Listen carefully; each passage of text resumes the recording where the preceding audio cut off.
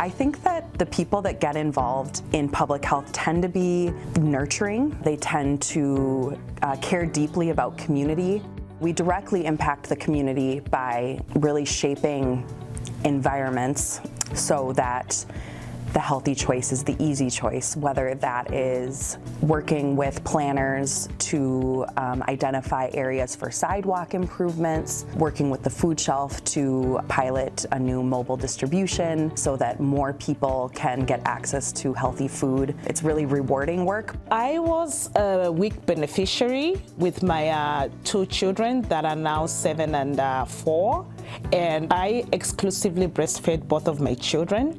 Coming from a different culture and having to learn kinds of foods that I should give to my children was going to be a little bit of a challenge, but with all that nutritional information that they gave me when my kids were still young, that really helped a lot. It's just exciting to be on the front end, helping young families do well in life instead of picking up the pieces later when things have gone bad.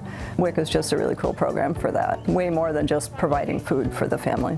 Our children are going to be in charge of the world, and if we give them a good nutrition from the get-go, then we know we are empowering healthy leaders. Back in June of 2017, when I was feeling kind of funny and I had terrible neuropathy at the bottom of my feet, and I went down the hall to talk to Ann, who was here that day. He wasn't feeling well and his symptoms were rather vague, but I noticed he had a big gulp in his hand. So we had closed the door and I had called a clinic and they were able to see him right away, and I was concerned that he needed to be seen. And that's when he had subsequently found out that his blood sugars were sky high, well over 1,000. He was told at some point that had he gone home and gone to sleep, that he would not have woken up. I didn't think it was that bad until I started hearing the stories of other people that had super high blood sugar levels and went into a coma and passed away.